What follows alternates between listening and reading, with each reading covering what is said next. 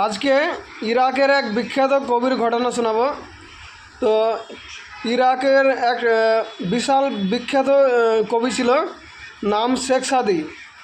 উনি এত বড় কবি ছিল যে যার একটা কিতাবের জন্য তিনি বিশ্ববিখ্যাত হয়েছিল।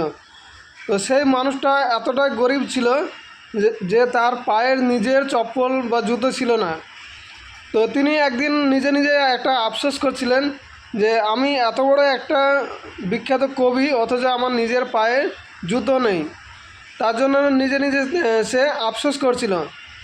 তারপরে একদিন তিনি ঘর থেকে বাইরে বেরিয়েছেন এবং রাস্তায় চলা অবস্থায় তিনি রাস্তার ধারে একজনকে দেখলেন, একজন অপহূত মানুষকে দেখলেন যার দুটো পাই ছিল না। সেই মানুষটাকে দেখার পরে বিখ্যাত কবি সেই শেখ সাদি দেখলেন যে সেই লোকটার দুটো পাই নেই, সে নিজের পায়ে চলার ক্ষমতা নেই।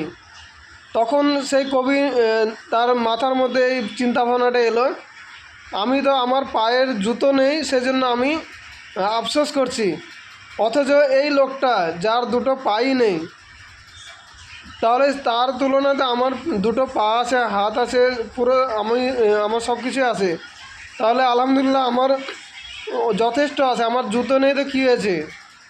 তো গল্পটা বলার উদ্দেশ্য হচ্ছে, আমরা অনেক মানুষ এমনই আছি যে আমাদের অনেক কিছু থাকার পরেও আমরা আফসোস করি, আমাদের এইটা নেই সেইটা নেই, এরকম একটা আক্ষেপ করি।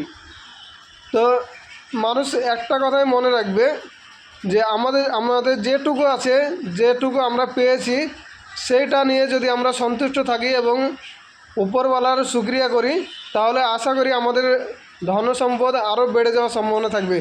কিন্তু আমরা যদি উপরওয়ালার উপরে আফসোস করি যে আমাদের এটা নেই সেটা নেই, তাহলে সেটা কিন্তু আমাদের উপকার হবে না, বরং অপকার হতে পারে।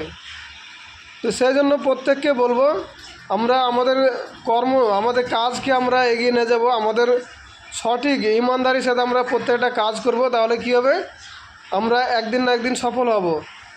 আর এই যে আমি যে আজকের এই ভিডিওটা করছি, আমরা এই ফেসবুক প্ল্যাটফর্মে যে কাজ করে যাচ্ছি কন্টিনিউ, আমাদের একটা আশা আছে যে আমরা এই প্ল্যাটফর্ম থেকে সাকসেস হব। কিন্তু তার জন্য আমাদেরকে মেহনত করতে হবে, আমাদের আইডিটাকে সঠিক জায়গায় নিয়ে যেতে হবে, সঠিকভাবে আমাদের কাজ করতে হবে। যদি ফেসবুকের গাইডলাইন অনুযায়ী আমরা প্রত্যেকটা কাজ করি, তাহলে কী হবে, আমাদের আইডি যেমন গ্রো হবে, এখান থেকে আমরা সাকসেস হতে পারবো, এখান থেকে আমরা আর্নিং করতে পারবো। তার জন্য আমাদের আইডিকে উপযুক্তভাবে তৈরি করতে হবে। আমরা যদি নিজের আইডিকে সঠিকভাবে তৈরি করতে না পারি, তাহলে কিন্তু আমরা এখান থেকে কখনোই আর্নিং করতে পারবো না। তার জন্য আমাদেরকে আগে প্রস্তুত হতে হবে, তৈরি হতে হবে, তবে এখান থেকে আর্নিং করতে পারবো। তো আজকের ভিডিওটা কেমন হয়েছে অবশ্যই কমেন্ট করে জানাবে এবং ভিডিওটা সবাইকে দেখার সুযোগ করে দেবে, অবশ্যই ভিডিওটা শেয়ার করে দেবে।